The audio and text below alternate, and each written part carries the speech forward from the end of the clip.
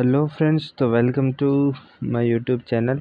आज के वीडियो के अंदर हम बात करेंगे geography class 12 chapter minerals and energy resources, right. Chapter number 7। तो यदि मैं बात करूं चैप्टर नंबर 7 की, इसका नाम है मिनरल्स एंड एनर्जी रिसोर्सेज। तो भैया सबसे पहले हमारे पास क्वेश्चन आता है कि मिनरल्स क्या होता है और एनर्जी रिसोर्सेज क्या क्या है। तो मिनरल्स देख लेते हैं, ठीक है। तो ठीक है, बिना किसी देरी किए और मैं आपको जो है इम्पोर्टेंट जो चीज़ें हैं उसको अंडरलाइन करवाता जाऊंगा, और हम जो इम्पोर्टेंट चीज़ें हैं सिर्फ वही देखेंगे। बाकी और इस चैप्टर के अंदर आपने एक बार अपने आप से रीडिंग कर ली होगी। इस वीडियो देखने के बाद एक बार और करना, तो आपको एकदम पूरा जो है 99% क्लियर हो जाएगा। जो 1% डाउट होगा वो आप कमेंट सेक्शन में लिख देना, ठीक है। तो बेसिकली मेरा मोटिव ये है कि बस आपको समझ आ जाना चाहिए अच्छे से, ठीक है। चाहे मैं छोड़ूँ या ना छोड़ूँ, लेकिन आपको समझ में आ जाना चाहिए। तो सबसे पहले हम देखते हैं minerals is natural substance of organic और inorganic origin with definite chemicals and physical properties. एक मिनरल्स क्या होता है? मिनरल होता है एक नेचुरल सब्सटेंस होता है। नेचुरल सब्सटेंस होता है मीन्स नेचर से, राइट। एक मतलब जो नेचर है वो उसका सब्सटेंस होता है। ऑफ ऑर्गेनिक और इनऑर्गेनिक होता है। ऑर्गेनिक मतलब जैसे ऑर्गेनिक की अगर मैं बात करूं तो ऑर्गेनिक जैसे जीव जंतु है, तो जीव जंतु जैसे आपके पास जो जैसे कोई मर जाता है, ठीक है। अब जैसे कोई प्लांट जो है वो मर गया, फिर सड़ गल गया, उसको जो है एक डिकेड हो गया, ठीक है, 10 साल हो गए, 15 साल हो गए, तो अब जो सड़ा गला है वो ज़मीन के अंदर जाएगा, ठीक है। तो उसके बाद जो फिर डिकम्पोज हो गया, फिर उसके बाद जो बनता है ना, that is mineral or that is from is a organic organic origin of minerals। और यदि दूसरे की मैं बात करूं तो जैसे कोई जानवर है तो वो भी अगर मर जाता है तो उसका भी जो है क्या बोलते हैं उसे, तो वो भी मर जाता है, तो उसका भी जो बॉडी है वो धीरे धीरे डिकम्पोज होने लग जाती है। तो उसके बाद जो फिर डिकम्पोजिशन होके फिर ज़मीन में जाके जो भी निकलता है उसको हम एक ओरिजिन के तौर पर जो ऑर्गेनिक ओरिजिन हम कहेंगे उसको। तो ये ऑर्गेनिक तरीके से हो रहा है with definite chemicals and physical properties. अब इसकी कुछ केमिकल्स और फिजिकल प्रॉपर्टीज़ होती हैं, राइट। अब type of minerals resources on the basis of chemical and physical properties. अब फिजिकल और केमिकल प्रॉपर्टीज़ के आधार पर हमने इसको बांटा है। तो क्या क्या है वो केमिकल और फिजिकल प्रॉपर्टीज़? तो फर्स्ट ऑफ ऑल अगर मैं बात करूं तो जैसे ये मिनरल्स है, मिनरल्स में आपने इसको फिजिकल और केमिकल प्रॉपर्टी में बांटा, तो यहाँ पे मेटेलिक और ये नॉन मेटेलिक, राइट,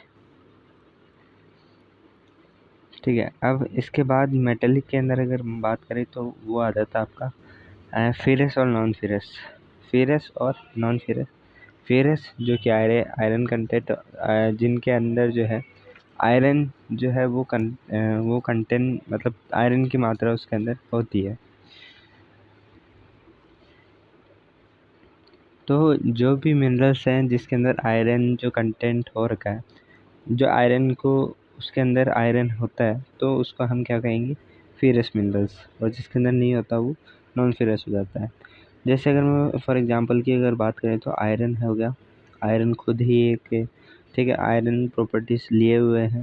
और दूसरी बात मैग्नीज एटसेट्रा ये है, ठीक है। तो बेसिकली हमें जो पढ़ना है इस बुक के अंदर वो हमारा आयरन है, मैग्नीज हमें पढ़ना है, ये दोनों। नॉन फेरस की आप जैसे देख पा रहे होंगे, कॉपर हो गया, बॉक्साइट हो गया, एटसेट्रा। नॉन मेटेलिक की अगर मैं बात करूँ तो नॉन मेटेलिक में आपके फ्यूल मिनरल्स आ जाते हैं। फ्यूल मिनरल्स कोल हो गया, पेट्रोलियम हो गया, नेचुरल गैस हो गया। अब फ्यूल मिनरल्स आ गए तो आपने एक नाम सुना होगा, फॉसिल फ्यूल्स। फॉसिल फ्यूल्स का मतलब तो those minerals from which we can extract fuels, right. वो मिनरल्स जिससे हम फ्यूल एक्सट्रैक्ट करते हैं उन्हें हम फॉसिल फ्यूल्स कहते हैं। अब क्या होता है कि अगर मैं बात करूं नॉन मेटेलिक की मैंने बात जैसे कि फ्यूल मिनरल्स हो गया, फिर अदर नॉन मेटेलिक जो है माइका, लाइमस्टोन और ग्रेफाइट एटसेट्रा हो गया। ये तो हो गई क्लासिफिकेशन ऑफ मिनरल्स की on the basis of physical and chemical properties. यदि आपको क्वेश्चन आए तो on the basis of what on the basis of chemical and physical properties minerals are divided and minerals have physical and chemical properties, then explain with the examples। तो आप ये आसानी से कर दोगे। Now moving to the other side of this chapter। तो अब जो भैया एक क्वेश्चन आता है हमारे पास, वो यहाँ पर ही आता है। ये तो हमने देख लिया, ठीक है। फेरस हमने देख लिया, आयरन कंटेंट ये भी हो गया। Minerals have certain characteristics. अब मिनरल्स की क्या क्या कैरेक्टरिस्टिक्स होती है वो हम देखते हैं। ये जो है मिनरल्स वो अनइवनली डिस्ट्रीब्यूटेड होते हैं ओवर स्पेस, मतलब एक स्पेस पर वो अनइवनली डिस्ट्रीब्यूट होता है। वो मतलब ये नहीं है कि इंडिया के जैसे कुछ उड़ीसा वाला भाग है या झारखंड वाला भाग है तो सिर्फ वहीं पर ही ये है। ये आपको जो है साउथ वेस्ट के अंदर जो इलाका है, जो केरला, गोवा, कर्नाटका, तमिलनाडु वाला इलाका है, वहाँ पर भी वो जो रीजन है वहाँ पर भी हमें देखने को मिलता है।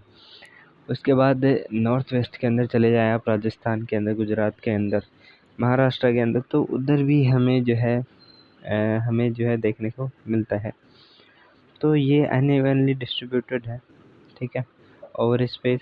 अब पूरे वर्ल्ड के अंदर भी आप देख सकते हैं कहीं जो है अफ्रीका के अंदर, ठीक है, सोने के खजाने भी है वहाँ पर, ठीक है, वो हमने देखा, वो हमें पता है। तो मतलब अलग अलग जगह पे ये डिस्ट्रीब्यूशन है, सिर्फ एक ही जगह पर इसने जो है अपने को जो है सीमित सिर्फ एक ही जगह तक नहीं रखा है, राइट। इसके बाद सेकेंड जो इसकी there is inverse relationship in quality and quantity of minerals. Good quality of minerals are less in quantity as compare to low quality minerals. अब जो गुड क्वालिटी जिनकी गुड है वो जो है वो लेस क्वांटिटी के अंदर हमारे पास है। देखो, क्वालिटी और क्वांटिटी के अंदर यदि आपको आसानी से फ़र्क समझना हो तो हम जो है ये यहाँ पर होता है डेवलपमेंट, दूसरा हम लेते हैं ग्रोथ, राइट। ग्रोथ और डेवलपमेंट के बीच में अगर हम फ़र्क देखें तो डेवलपमेंट पहला पॉइंट हमारा बनेगा, ये हमेशा पॉजिटिव होता है। डेवलपमेंट कभी भी नेगेटिव होता नहीं है, और यदि ऐसा हुआ तो हम उसको डेवलपमेंट कहेंगे नहीं, ठीक है। तो डेवलपमेंट हमेशा पॉजिटिव होता है, ये बात आप याद रखना। दूसरी बात, इट रिक्वायर्स क्वालिटी। ये क्वांटिटी नहीं देखता, ये क्वालिटी इसके अंदर जो है बहुत ज़्यादा इम्पोर्टेंट होती है, ठीक है। दूसरी बात, अगर हम ग्रोथ की बात करें तो ग्रोथ जो है क्वांटिटेटिव भी हो सकती है और क्वालिटेटिव भी हो सकती है, लेकिन डेवलपमेंट हमेशा क्वालिटेटिव होता है। तो क्वांटिटेटिव का मतलब होता है जैसे क्वांटिटी है, किसी चीज़ की क्वांटिटी है, वो अभी कम है, बाद में बढ़ गई, बाद में ठीक है कम हो गई। जैसे कि ग्रोथ के अंदर मैं बात करूँ, पॉपुलेशन आपकी जैसे फॉर एग्ज़ाम्पल 2011 की जनगणना के अनुसार कम है, ठीक है। कम मतलब जैसे कि सिर्फ 30 करोड़ है, तो आगे जाके जो है 2022 के अंदर आपकी जो है 36 करोड़ हो गई, ठीक है। तो इसको जो है हम एक क्वांटिटी के तौर पर हम इसको तोलेंगे कि क्वांटिटी इसमें इंक्रीज हो रही है, राइट। तो यहाँ पर जो है इसमें यह बताया गया है कि गुड क्वालिटी ऑफ मिनरल्स, जिनकी क्वालिटी गुड होती है वो कम है, और जो लो क्वालिटी के मिनरल्स है वो ज़्यादा है।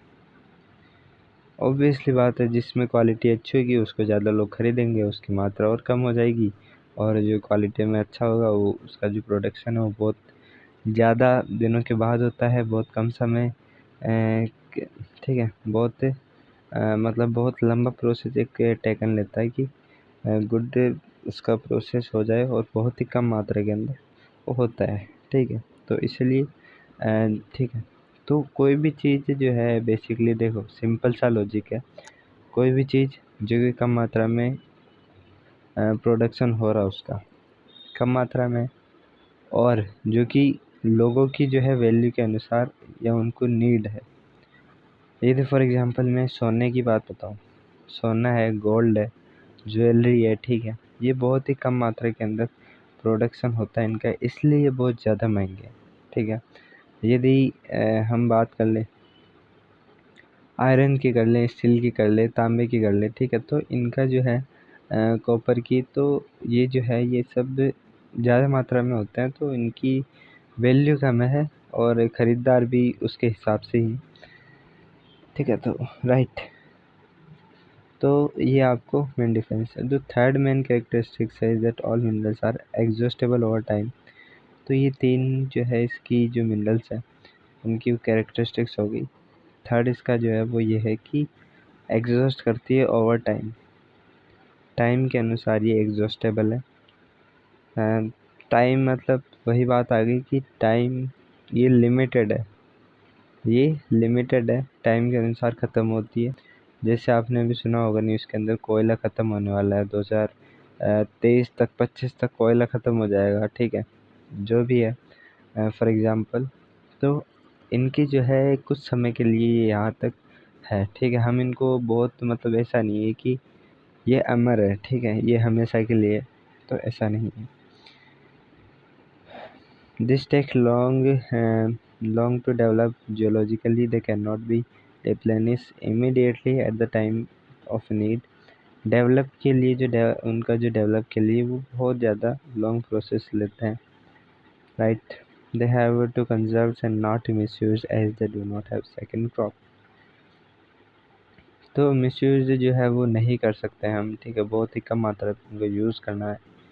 फिर distribution of minerals in India की अगर मैं बात करूँ तो आप जो है ना इस पैराग्राफ को पढ़ लेना, मैं आपको नहीं पढ़ा रहा क्योंकि यहाँ पर जो सबसे मेन है इसमें भी वही है जो मैं आगे आपको बताऊँगा, लेकिन यहाँ पर जो है इम्पोर्टेंट जो चीज़ है वो आप यहाँ पर देख लेना, एक बार पढ़ लेना, आसानी से समझ में आ जाएगा। अब जो अगर मैं बात करूँ तो नॉर्थ ईस्टर्न प्लेटू रीजन की, तो उसके अंदर, ठीक है, आपको ये तीनों बेल्ट, नॉर्थ ईस्टर्न, उसके बाद साउथ वेस्टर्न और उसके बाद नॉर्थ वेस्ट, नॉर्थ का उल्टा साउथ, ईस्ट का उल्टा वेस्ट, उसके बाद यहाँ से हमने नॉर्थ उठाया और यहाँ से हमने वेस्ट उठाया। तो आप इस तरह से याद रख सकते हैं कौन सी कितनी बेल्ट किस हिसाब से डिस्ट्रीब्यूट है।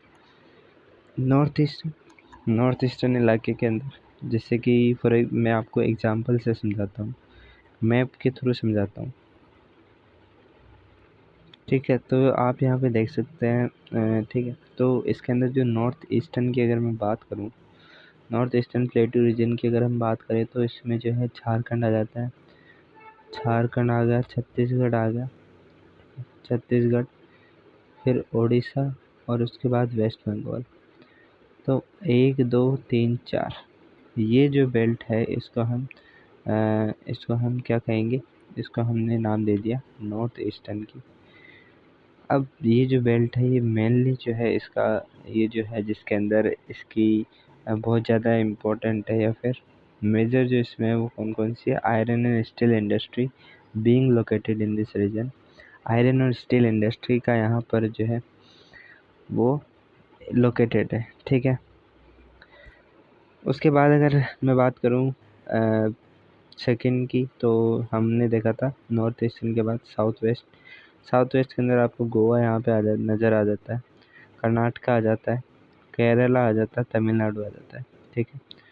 तो ये जो 3 4 स्टेट यहाँ पर मैंने बताए हैं, ठीक है, तो ये जो है ये यहाँ पर आपके साउथ वेस्ट का इलाका हो जाता है।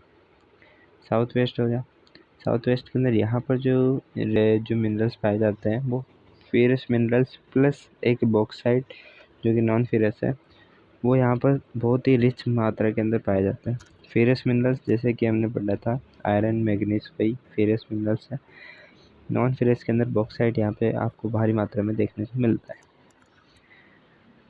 और तमिलनाडु जो है वो तो आपको पता ही है, लिग्नाइट जो प्रोजेक्ट है, ठीक है, नवेली लिग्नाइट, नवेली के अंदर लिग्नाइट जो प्रोजेक्ट है उसके लिए एक प्रोजेक्ट चल रहा है यहाँ पर, लिग्नाइट प्रोजेक्ट। तो वो तमिलनाडु के अंदर लिग्नाइट यहाँ से जो है निकाला जाता है तमिलनाडु के अंदर, ये हमने देखा। इसके बाद हमने जो थर्ड बेल्ट देखी,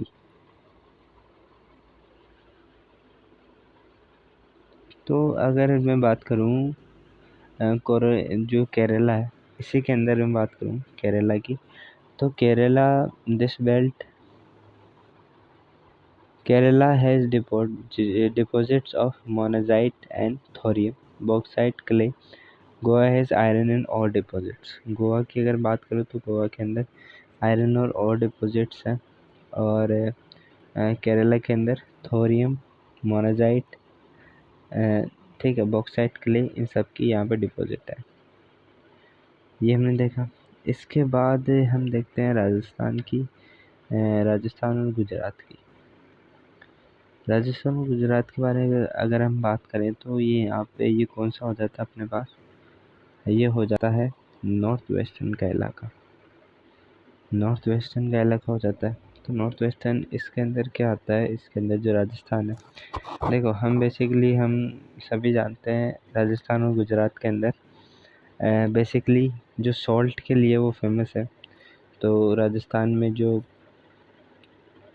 झील है, जो खारे पानी की झील, ठीक है, तो वहाँ से जो है बहुत भारी मात्रा में नमक जो है वो हमें मिलता है।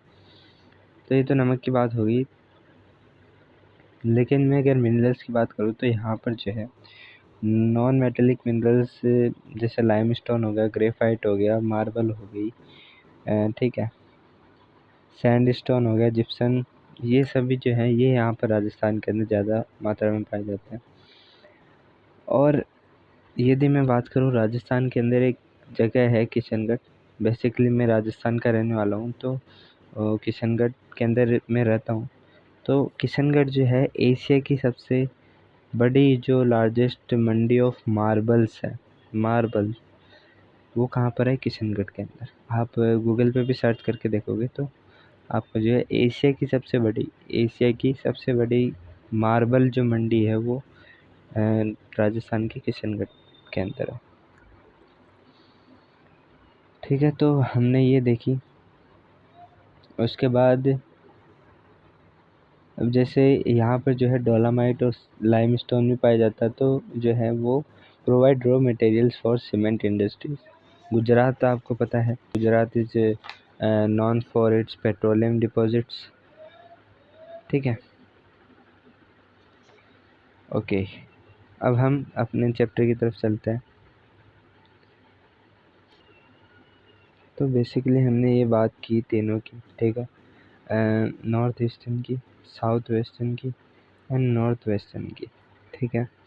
तो अब हम आगे बढ़ते हैं। अब हमारे पास आता है ferrous minerals. Ferrous minerals such as iron और हो गया, मैग्नीज हो गया, क्रोमाइट हो गया, एटसेट्रा, जैसा कि हम पहले भी बात करके आ रहे हैं, ठीक है। अब यहाँ पर 1 मिनट मैं आपको एक इम्पोर्टेंट चीज़ और बता देना चाहता हूँ। उससे पहले यहाँ पर आपको एक बॉक्स दे रखा होगा, 1 मिनट।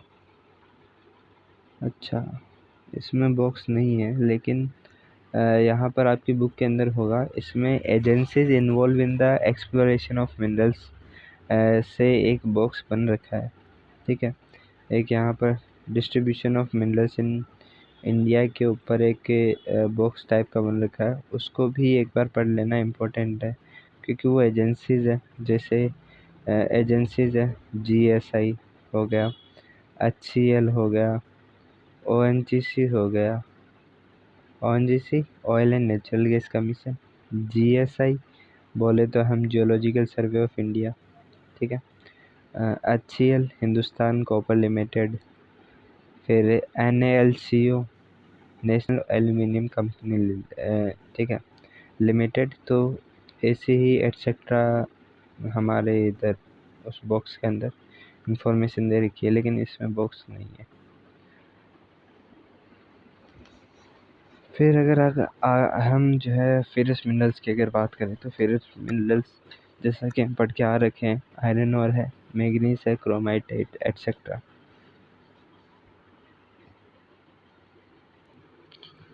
तो बेसिकली आप ये अगर देखोगे तो आयरन और है, आयरन और के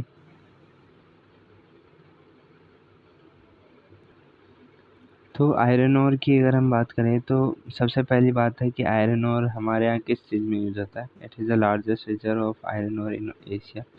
India is involved with fairly abundance resources of iron ore. ठीक है, it is the largest reserve of iron ore in Asia. The two main types, अब यहाँ पे इम्पोर्टेंट जो चीज़ आती है उसको अंडरलाइन कीजिएगा आप। तो दो मेन टाइप के जो आयरन ओर फाउंड होते हैं अपनी कंट्री के अंदर, वो है हेमेटाइट और मैग्नेटाइट। हेमेटाइट और मैग्नेटाइट यहाँ पे जो दो टाइप है आयरन ओर के, वो फाउंड किए जाते हैं।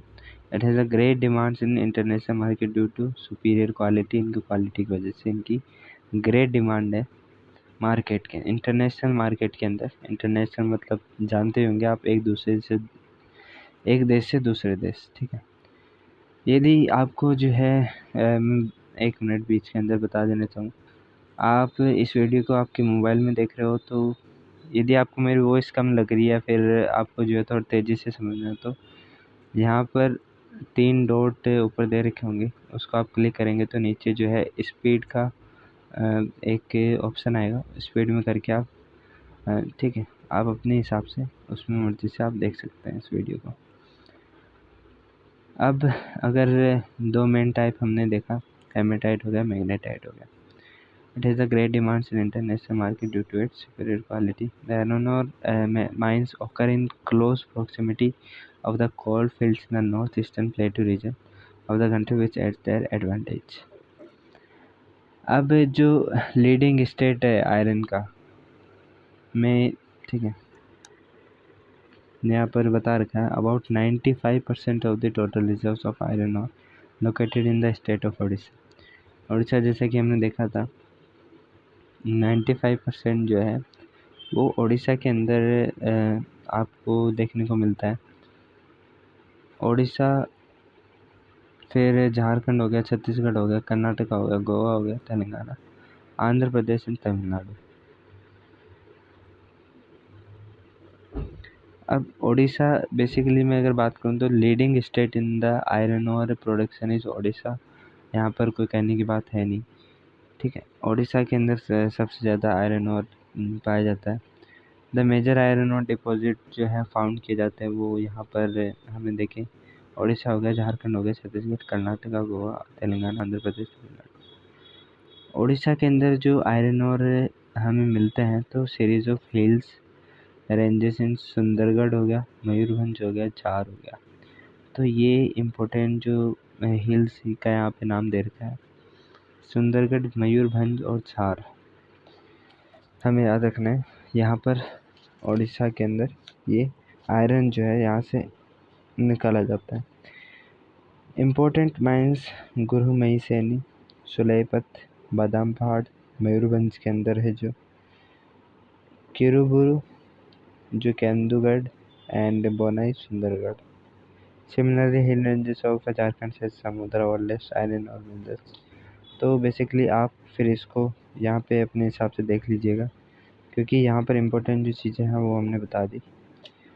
आयरन का जो है यूज़ कहाँ होता है, कि कौन से दो टाइप है। उसके बाद यदि मैं आपको मेन जगह बताऊँ तो यहाँ पर स्टेट जैसे उड़ीसा हो गया, उड़ीसा के अंदर जो है केंदुगढ़, मयूरभंज के अंदर गुरुमई सैनी और बादाम पहाड़। फिर कर्नाटका के अंदर बिलेरी, चिकमंगलुरु, कुद्रेमुख। चिकमंगलुरु के अंदर जो है वो कुद्रेमुख है। फिर चित्रदुर्ग और तुमकुरु। ठीक है, तो ये कर्नाटका के अंदर है। तो आप इसको पढ़ेंगे तो आप मिल जाएगा। एक मिनट, ठीक है, तो यहाँ पे दे रखा है चित्रदुर्ग, शिवमोगा, तुमकुरु डिस्ट्रिक्ट। उसके बाद मैं आपके झारखंड की अगर बात करूँ तो सिंहभूम, नई मुंडी और गोवा। छत्तीसगढ़ में दुर्ग, दाली और राजरा, ठीक है। और दंतेवाड़ा, बेलाडीला, छत्तीसगढ़ के अंदर बेलाडीला छत्तीसगढ़ के अंदर है, ये याद रखना, ये इम्पोर्टेंट क्वेश्चन है। बेलाडीला छत्तीसगढ़ के अंदर है। महाराष्ट्र की अगर हम बात करें तो रत्नागिरी और चंद्रपुर। तो इसमें मैंने आपको जितने बताए, तो इसमें आप बोलोगे अब याद कौन सा इम्पोर्टेंट करें। तो बेसिकली आपको जितने भी स्टेट हैं उन सब के जो है एक एक जगह, कोई भी एक जगह तो आप याद कर लेना, बाकी इम्पोर्टेंट। और उड़ीसा एक इम्पोर्टेंट हो जाता है इसी नज़र से, और कर्नाटका, ये दोनों के आपको जो है याद होने चाहिए, 3-4। आगे बढ़ते हैं। आगे अगर मैं बात करूँ तो मैग्नीज की अगर हम बात करें तो manganese is an important raw material for smelting of iron और। आयरन और को जो है स्मेल्टिंग पिघलाने के अंदर मैग्नीज का बहुत बड़ा रोल है। And also used for manufacturing ferroalloys. जो फेरोलॉयज है उनकी जो है उनको बनाने के अंदर मैग्नीज का, ठीक है, बहुत यूज़ होता है। Manganese deposits are found in almost all geological formation however it is mainly associated with Dharwar system.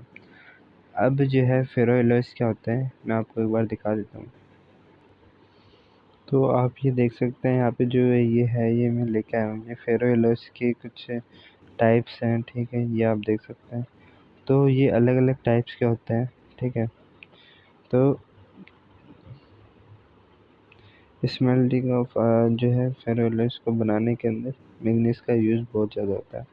तो आप बस इतना सा याद रखिएगा।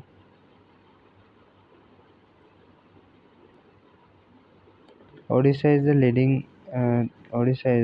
Leading producers of manganese. फिर से ओडिशा जो है वो लीडिंग प्रोड्यूसर है मैग्नीज का भी और आयरन का भी, यहाँ से हमें देखने को मिलता है। Major mines in Odisha are located in the central part of iron ore belt of India, particularly in Bonai, Kendujhar, Sundargarh और गंगपुर, कोरापुट, कालीहांडी एंड बलानगिर। तो यहाँ पर आपको उड़ीसा की जो है लीडिंग प्रोड्यूसर्स जो स्टेट हैं, कुछ रीजन्स हैं, ठीक है, वो मैंने बता दिए आपको। आपके सामने यहाँ पे एक मैप आता है, तो इसके अंदर आयरन और फील्ड्स कहाँ कहाँ पर है वो हमें यहाँ पे दिखाया जाता है, जैसे कि ये है यहाँ पर। फिर आयरन और माइंस जो कि ट्रायंगुलर इसके अंदर है, जैसे अगर मैं बात करूँ तो छत्तीसगढ़ के अंदर दुर्ग, यहाँ पर जो है ये आयरन और माइंस है। उसके बाद महाराष्ट्र के अंदर भंडारा, ठीक है। उसके बाद बेलाडीला इन छत्तीसगढ़, दुर्ग हो गया छत्तीसगढ़ के अंदर और बेलाडीला हो गया। और आपका जो है चित्रदुर्ग हो गया, बेलारी हो गया, ठीक है। तो यहाँ पर चिकमंगलुरु हो गए, ये सभी के सभी आपको कर्नाटका के अंदर देखने को मिलेंगे। फिर आयरन और एक्सपोर्टिंग जो है एक्सपोर्टिंग पोर्ट्स आयरन और के, तो वो यहाँ से आपको देखने को मिलता है। मंगलुरु, चिकमंगलुरु, ठीक है, मंगलुरु यहाँ पर एक्सपोर्टिंग पोर्ट हो गया। और दूसरा यहाँ पे मारमेगांव, यहाँ पे एक्सपोर्टिंग पोर्ट हो गया। इधर पारादीप, विशाखापट्टनम, तो ये सभी एक्सपोर्टिंग पोर्ट्स हैं। मैग्नीज की अगर मैं बात करूँ, मैग्नीज आपके गोवा के अंदर है, फिर बालाघाट एमपी के अंदर, और फिर नागपुर और भंडारा जो है जो आपके महाराष्ट्र के अंदर आ जाता है, ठीक है। तो आगे बढ़ते हैं।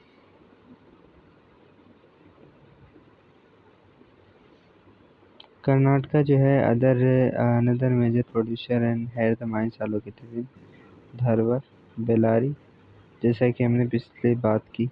तो बेसिकली ये आपको जो है याद करने की ही चीज़ है, इसमें कुछ ज़्यादा समझने की चीज़ नहीं है। तो आप बेसिकली इसको रीड कर लीजिएगा, तो उसके अंदर ही आपको समझ में आ जाएगा। तो आज के लिए इतना ही, फिर वीडियो ज़्यादा लंबी हो जाएगी।